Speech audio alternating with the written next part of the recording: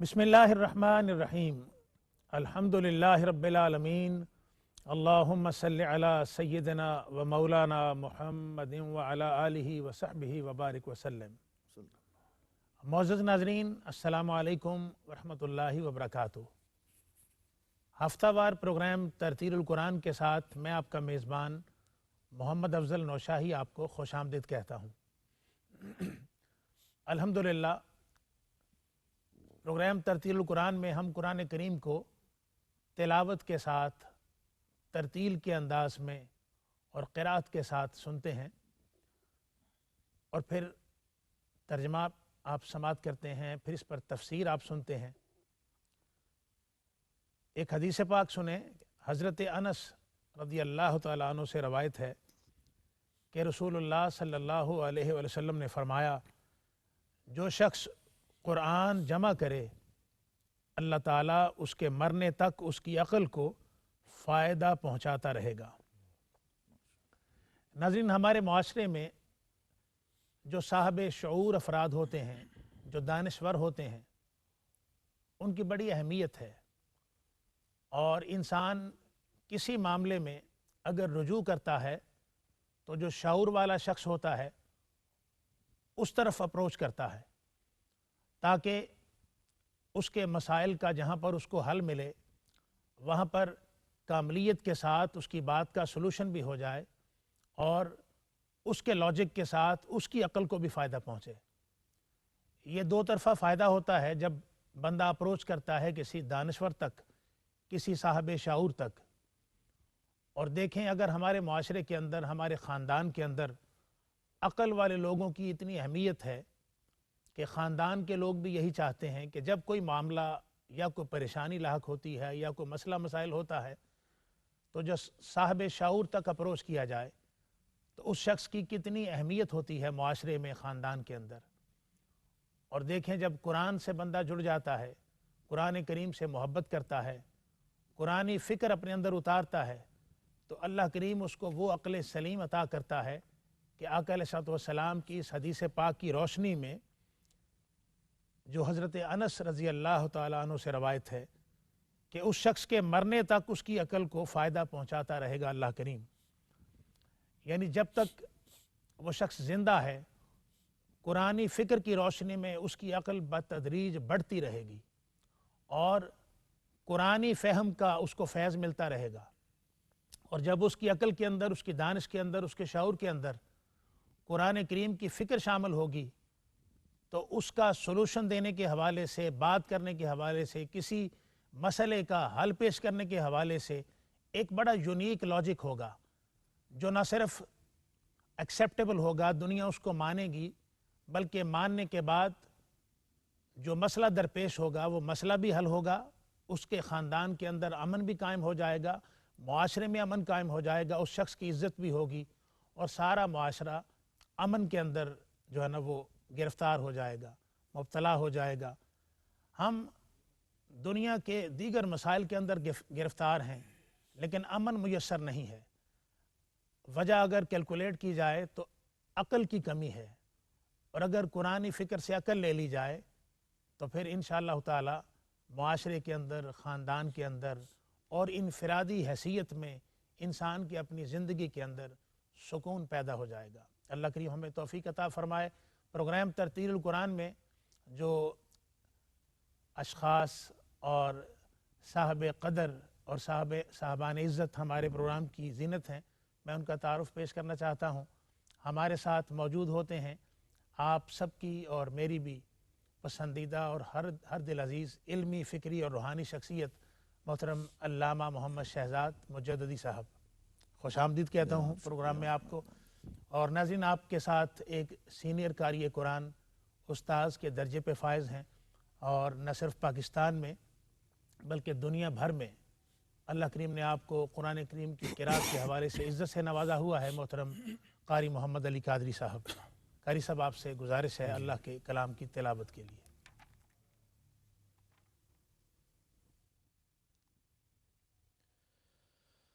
أعوذ بالله من الشيطان الرجيم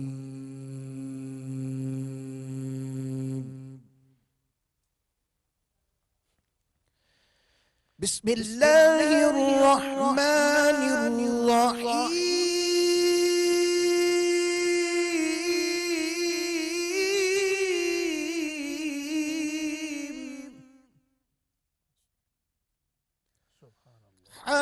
حافظوا على الصلوات والصلاة الوسطى وقوموا لله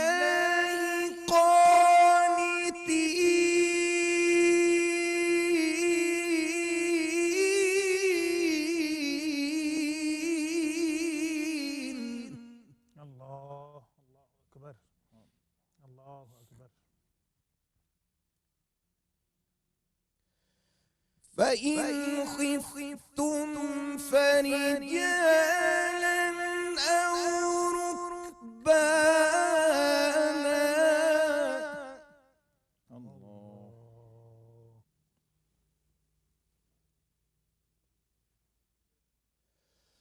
حافظوا على الصلوات والصلاة الوسطى وقوموا لله قانتين. ما شاء الله. اللہ اکبر اللہ. فإن خفتم فرجالا أو ركبانا.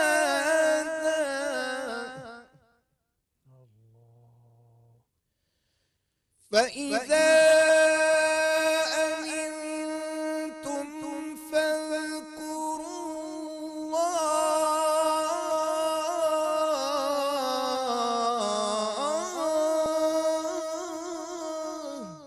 اللہ اللہ اکبر.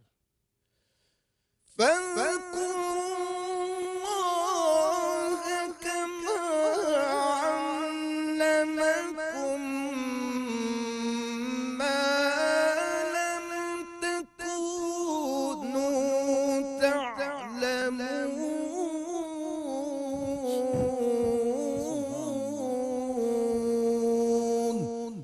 صدق الله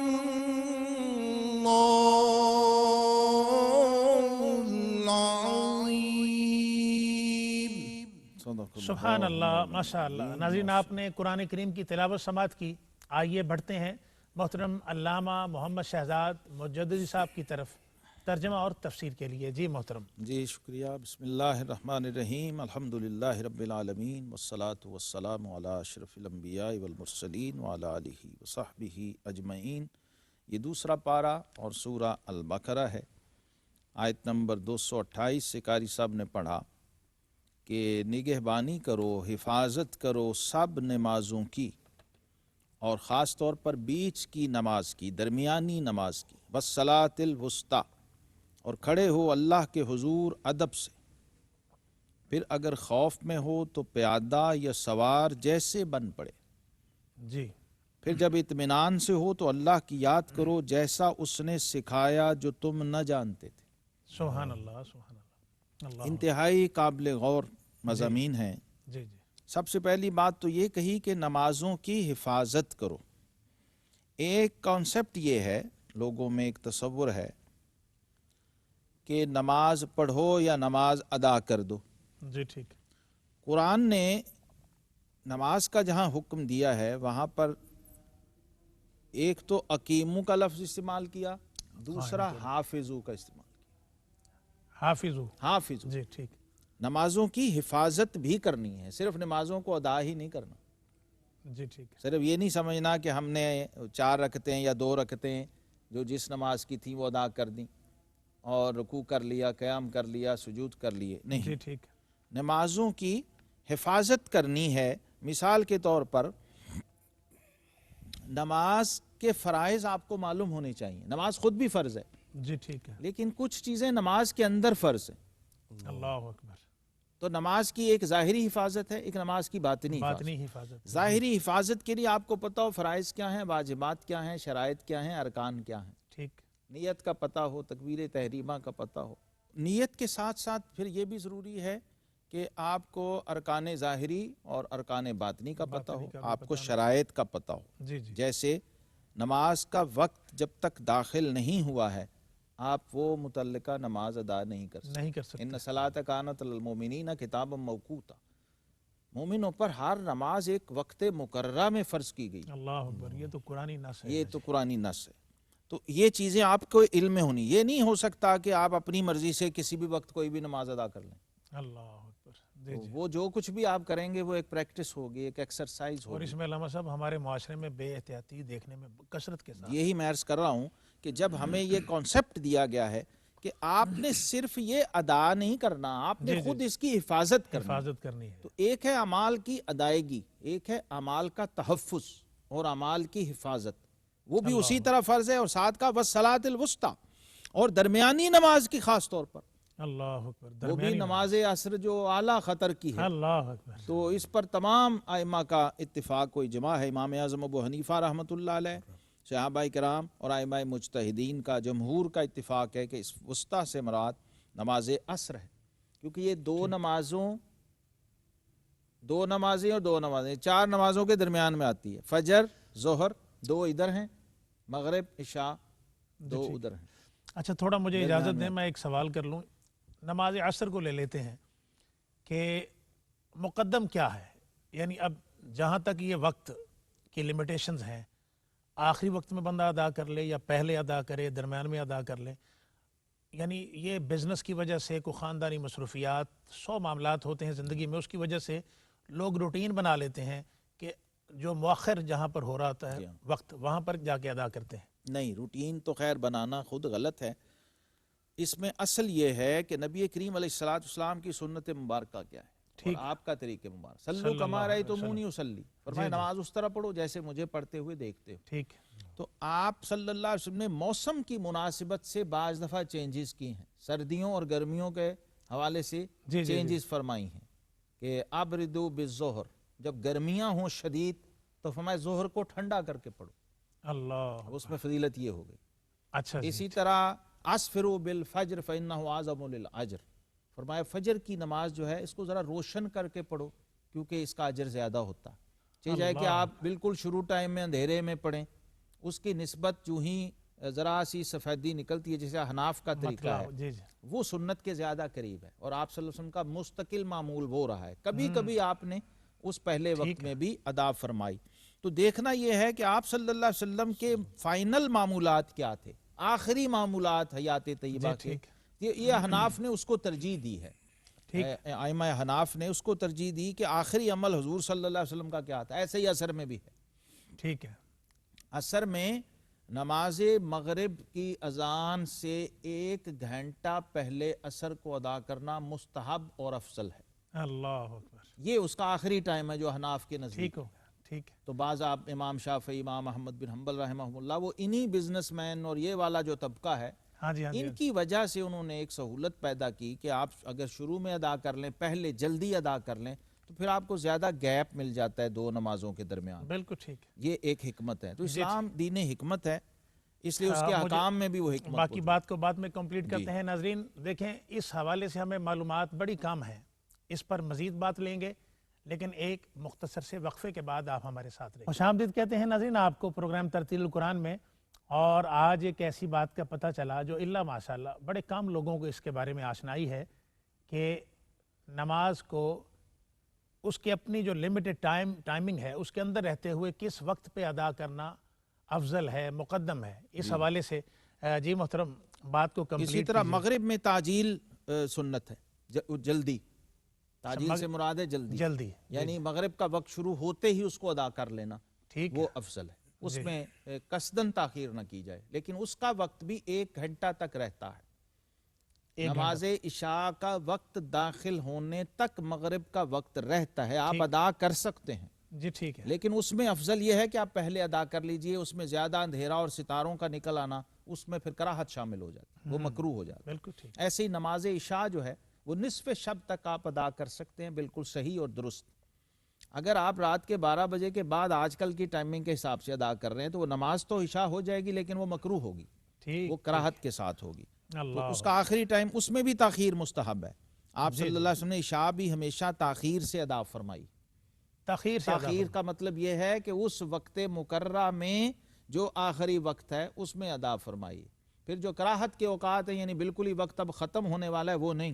اچھا یہاں پہ بڑا شاندار ایک سوال ذہن میں ابھرتا ہے کہ وہ جو پھر اذان ہوئی ایک لمیٹڈ ٹائم کے بعد جماعت کھڑی ہو گئی، جی پھر جماعت کے ساتھ ملنے کا پھر یہ تاثر پھر اس حوالے سے آپ کی ہاں، اس میں کیا آپ رائے؟ صلی اللہ علیہ وسلم کا جو معمول مبارک تھا وہ یہ تھا کہ گھڑیاں تو تھی نہیں، تو صحابہ کی گھڑی آپ صلی اللہ علیہ وسلم کی آمد تھی عشاء کی نماز میں۔ اللہ وہ بیٹھے رہتے انتظار کرتے، جب آپ صلی اللہ علیہ وسلم تشریف لے آتے تو سیدنا بلال، اذان ہو چکی ہوئی ہے اپنے ٹائم پہ، اذان ہو گئی ہوئی ہے، سب کو پتہ ہے کہ عشاء کا وقت داخل ہو گیا، لوگ آ رہے ہیں آہستہ آہستہ نماز کے لیے۔ اب انہیں پتہ ہے کہ آپ صلی اللہ تعالی وسلم اتنے وقت سے اتنے کے درمیان جب چاہے تشریف لے آئیں، ان کی مرضی پہ ڈیپینڈ کرتا ہے، اس میں مقتدیوں کا کوئی انفلوئنس نہیں ہے۔ جا جا جا اصل اصول یہ ہے، اللہ لیکن پھر بعد میں انتظامی سہولیات کے لیے یہ کر لیا گیا کہ آپ چونکہ جماعت کا ایک فکس ٹائم رکھ دیجئے، دور دراز سے لوگ آ رہے ہیں وہ اپنی اپنی جماعت سے نماز پڑھیں اور چلے جائیں، اور پھر یہ گنجائش بھی ہے کہ آپ بعد میں آتے ہیں تو آپ دوسری جماعت بھی کر سکتے ہیں، اس کو بھی آپ صلی اللہ علیہ وسلم نے صدقہ فرمایا۔ لیکن وہ جو پہلی جماعت ہو گئی اصل امام کے پیچھے، اس کی فضیلت اپنی جگہ ہے۔ پھر کہا قوموا للہ قانتین، قوموا کھڑے ہو جاؤ، قیام اسی سے ہے، اللہ قیام اسی لیے نماز میں فرض ہے۔ بعض لوگ بیٹھ کے ہی کرسی پہ شروع کر دیتے ہیں، تو قیام رکن ہے، فرض ہے، اس کے بغیر نماز نہیں ہوتی۔ اگر آپ میں کھڑے ہونے کی قدرت ہے تو آپ پر کھڑے ہونا لازم ہے، قرآن کی نص ہے قوموا، اسی سے کھڑے ہونے کی فرضیت ہے، قیام کی فرضیت۔ اللہ اور ساتھ ہی صحیح مسلم میں حدیث پاک ہے افضل الصلاۃ طول القنوت، جی یہاں ترجمہ کیا ادب سے کھڑے ہو، ادب سے کھڑے ہو، قوموا للہ قانتین، ایسے کھڑے نہ ہو کہ چھینٹے دوسرے نمازی پہ بھی پڑھ رہے ہیں اور نماز کی نیت باندھنے کے بعد کف ٹھیک کیے جا رہے ہیں، وہ پھر ادب اور ڈسپلن کے خلاف ہو جاتا ہے اور نماز کی روح نکل جاتی ہے۔ اس لیے حکم یہ ہے کہ حفاظت کرنی ہے، اور جب آپ حفاظت کا دائرہ کھینچیں گے تو آپ کو پتہ لگے گا کہ نماز اس وقت شروع نہیں ہوتی جب آپ امام کے پیچھے اللہ ہو کر کہتے ہیں، نماز اسی وقت شروع ہو جاتی ہے جب آپ گھر سے پہلا قدم نماز کے لیے مسجد جانے کے لیے باہر۔ سبحان اللہ۔ ناظرین دیکھیں ترتیل القرآن پروگرام کی کتنی برکتیں ہیں۔ آج پہلی بار شاید اس موضوع پر کثرت کے ساتھ آپ نے یہ ڈسکشن کبھی نہیں سنی ہوگی۔ میری معلومات میں یہ بات کہ ٹائمنگ کے حوالے سے کون سا وقت مقدم اور افضل ہے، ایک بات، اور پھر دیکھیں مساجد کے اندر یہ چیئرز لگی ہوتی ہیں اور اندازہ کیا جا سکتا ہے کہ لوگ بلا وجہ بیٹھ کر جب نماز پڑھتے ہیں تو چلیں اگر کوئی پرابلم ہے تو ٹھیک ہے، لیکن جیسے علامہ صاحب نے فرمایا کہ قیام جو ہے وہ فرض بھی ہے، تو بلا وجہ قیام نہ کرنا، کرسی پہ بیٹھ جائیں، بیٹھ کر نماز پڑھیں آپ، لیکن قیام کیا کریں۔ اس کی اہمیت آپ نے محترم علامہ صاحب سے سماعت کر لی، اللہ کریم ہمیں توفیق عطا فرمائے۔ محترم قاری صاحب تلاوت کلام پاک فرمائیے۔ اعوذ باللہ من الشیطان الرجیم،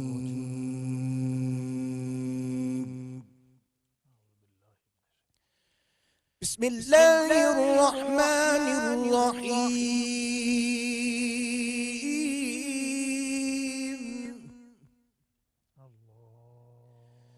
الذین ينفقون اموالهم فی سبیل اللہ ثم لا يتبعون ما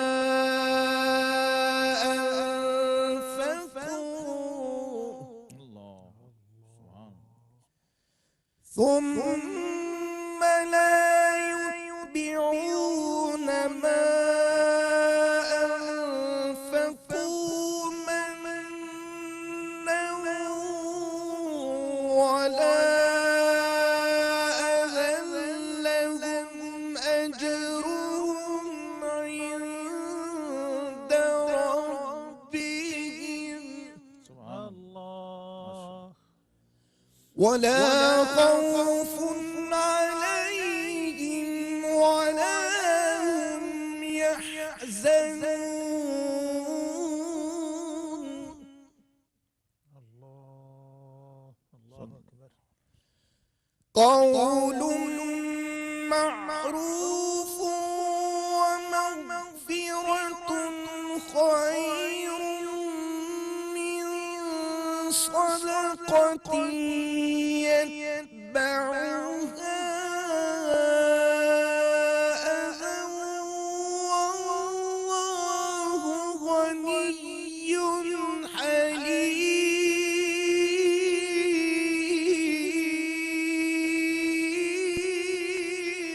ما شاء اللہ، سبحان اللہ، اللہ اکبر کبیرہ. يا أيها الذين آمنوا لا تبطلوا صدقاتكم بالمن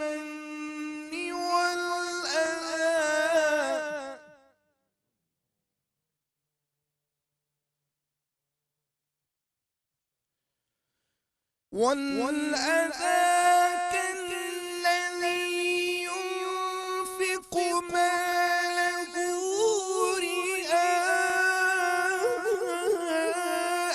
الناس ولا يؤمن بالله واليوم الآخر. اللہ اکبر، اللہ اکبر. اللہ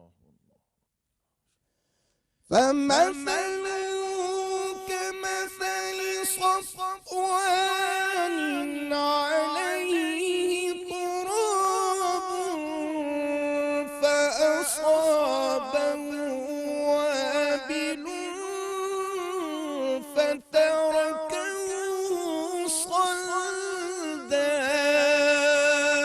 اللہ، ماشاء اللہ، ماشاء اللہ. احسن احسن یا شیخ.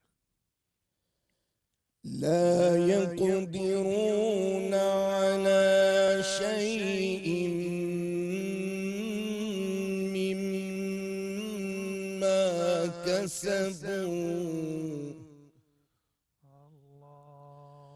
والله لا يهدي القوم الكافرين.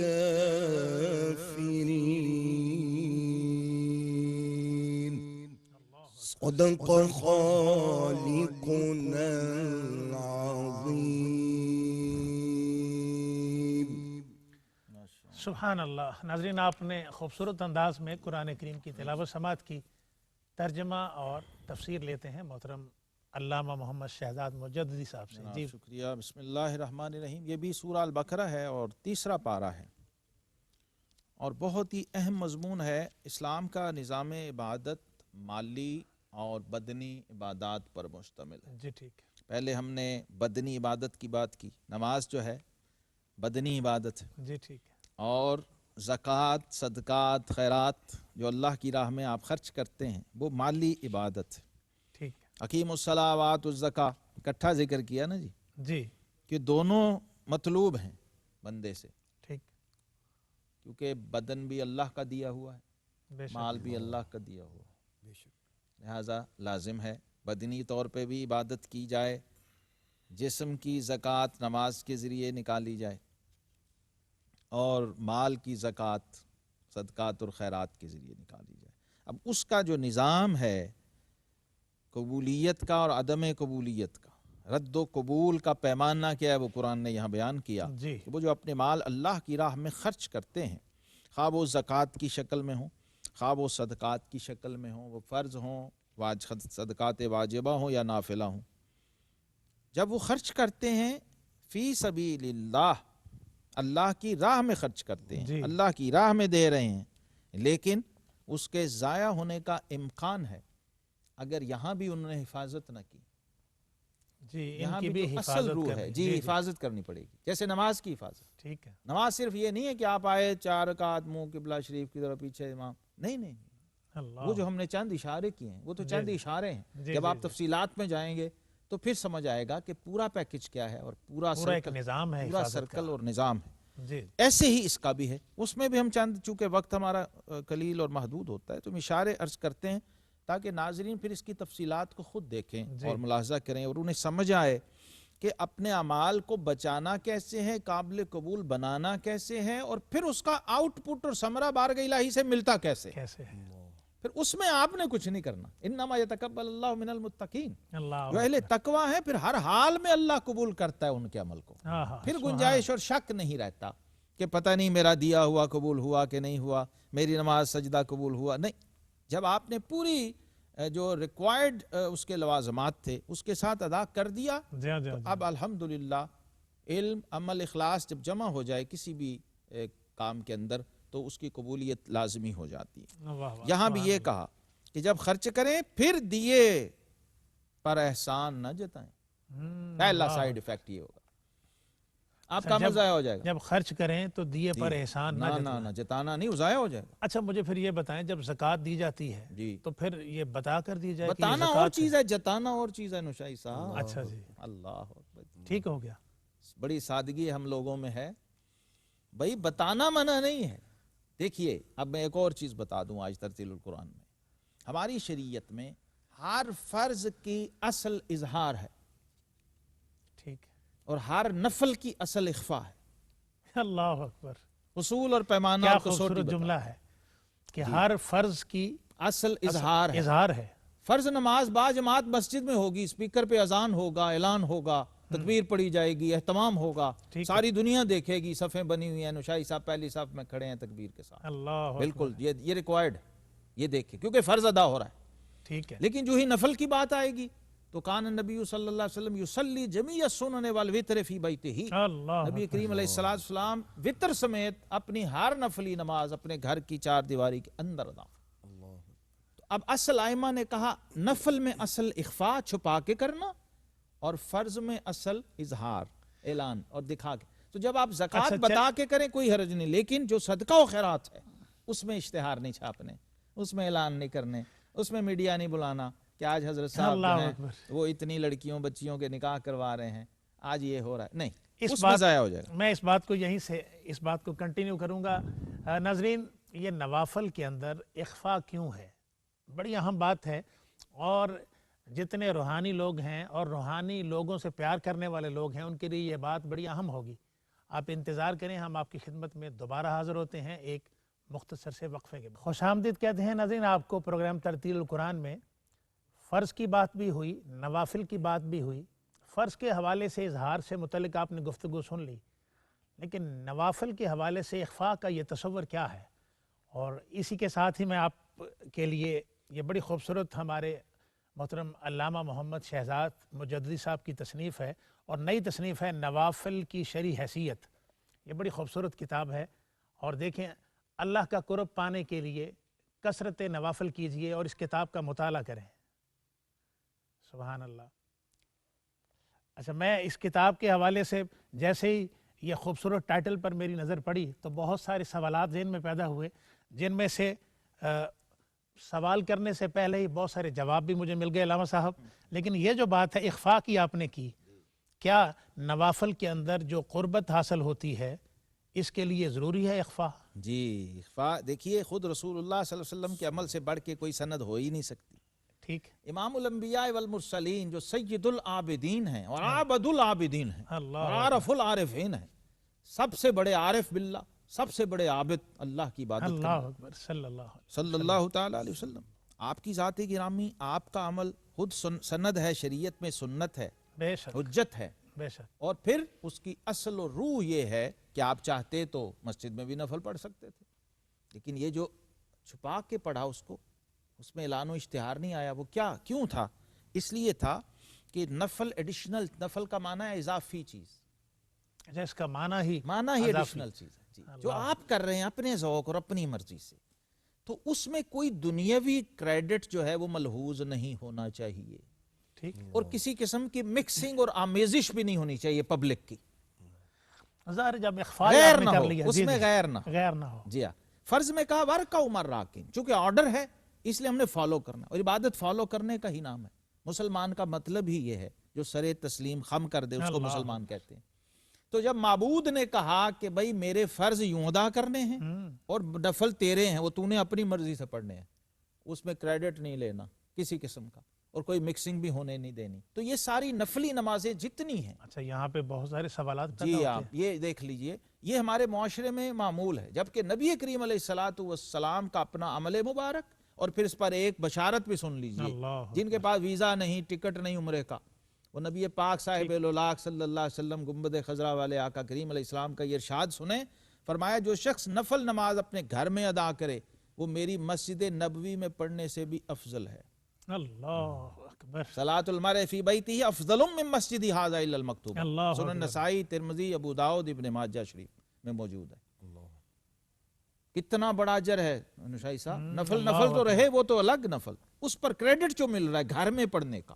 اس کا مطلب یہ ہوا کہ فرض نماز مسجد میں پڑھنا گھر سے افضل، اور نفل نماز مسجد میں پڑھنے سے گھر میں اللہ پڑھنا افضل. اس لیے یہاں اصول یہ دیا ہے کہ آپ نے جب خرچ کرنا ہے تو پہلی بات یہ ہے کہ جتانا نہیں، دوسری بات یہ کہ ایذا نہیں پہنچانی، اور تیسری بات یہ کہ اس کا کوئی دنیاوی کریڈٹ نہیں چاہنا. اللہ اکبر. ورنہ کیا ہوگا، یہاں بھی وہ الفاظ آ گئے قرآن پاک کے اندر جی کہ لا تبطلوا صدقاتکم بالمن والاذى. اے ایمان والو اپنے صدقے اور خیرات کو باطل نہ کر دیا کرو، احسان جتا کے اور ایذا پہنچا. اللہ اکبر. سبحان اللہ سبحان اللہ. بلا تاخیر ہم تلاوت کلام پاک شامل کرتے ہیں. آپ سماعت فرمائیں قاری صاحب کی خوبصورت آواز میں. جی محترم قاری صاحب. أعوذ بالله من الشيطان الرجيم.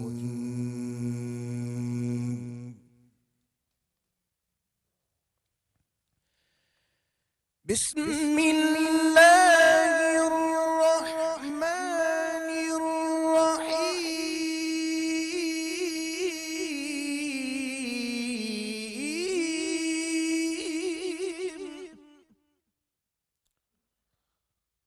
اللہ اکبر. بسم اللہ الرحمن الرحیم. يا أيها الذين آمنوا أطيعوا الله وأطيعوا الرسول ولا تبطلوا أعمالكم. اللہ اکبر. إن الذين كفروا وصدوا عن سبيل الله ثم ماتوا وهم كفار فلن يغفر الله لهم. اللہ اکبر. بارک اللہ فی. فلا تهنوا وتدعوا إلى السلم وأنتم الأعلون.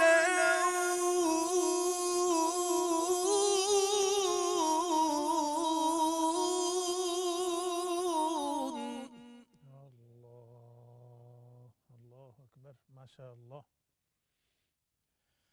والله معكم ولن يتركم أعمالكم. اللہ اللہ اللہ. إنما الحياة الدنيا لعب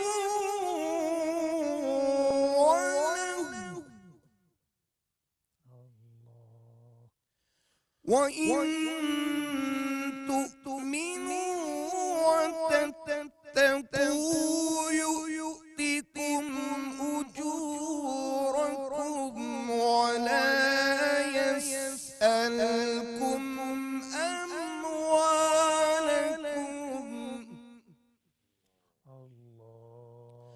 ولا يسألكم أموالكم.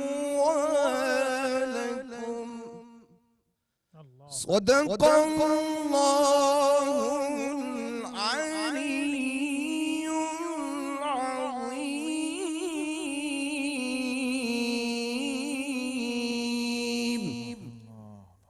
सुभान अल्लाह, माशा अल्लाह। जी मोहतरम अल्लामा मोहम्मद शहजाद मुजद्दिदी साहब। जनाब बिस्मिल्लाहिर्रहमानिर्रहीम। अब देखिए सारे सवालों का जवाब आ गया नुशाई साहब। जी सूरह मोहम्मद 26वां पारा जी और आयत नंबर 33। ए ईमान वालो, आतिउल्लाह व आतिउर रसूल, अल्लाह की इताअत करो और उसके रसूल सल्लल्लाहु अलैहि वसल्लम की इताअत करो। इताअत का मतलब है हुक्म मानना। मा आताकुमुर रसूल फखुजू, जो ये मेरा महबूब हबीब तुम्हें दे वो ले लो। वमा नहाकुम अन्हु फंतहू, जिससे मना कर दे उसको छोड़। ये कुल शरीयत है, अल्लाह, कुल दीन है। सुभान अल्लाह। यानी कुछ करने और कुछ ना करने का नाम दीन है, लेकिन उसमें अपनी मर्जी कोई ना हो, अपनी ख्वाहिश ना हो, अल्लाह, आप उसमें ना हो। अल्लाह और उसके रसूल सल्लल्लाहु अलैहि वसल्लम के ताबे और उनकी बारगाहों में अपने आप को सरेंडर करके अपनी ख्वाहिशात को, अपने मिजाज को, अपनी तबीयत को जी जब आप कोई अमल करते हैं तो उसको इबादत कहा जाता है, वो इबादत हो। सुभान अल्लाह। और आप नमाज में भी अपने आप को ले आइए तो वही शिरक हो जाएगा, वही रिया हो जाएगा, जी जी, वही फवाइलुल लिल मुसल्लीन हो जाएगा। बड़ी कीमती बातें आज प्रोग्राम तरतील कुरान में सुनने को मिली। इन अशार पे मैं इख्तिताम कर रहा हूँ प्रोग्राम का। हमद रब है मुस्तफ़ा की शान है कुरान में, हमद रब है मुस्तफ़ा की शान है कुरान में, दीन की तालीम है ईमान है कुरान में, नूर का मंबा है ये हिकमत का बहरे बेकिनार, रोशनी है इल्म है इरफान है कुरान में। नाजरीन, प्रोग्राम तरतील कुरान का वक्त अपने इख्तिताम को पहुँचता है। इंशाअल्लाह ताला नेक्स्ट आप प्रोग्राम में आपके साथ हम दोबारा मौजूद होंगे। अपने मेज़बान मोहम्मद अफजल नौशाही को इजाज़त दें। अस्सलामु अलैकुम व रहमतुल्लाहि व बरकातुहू।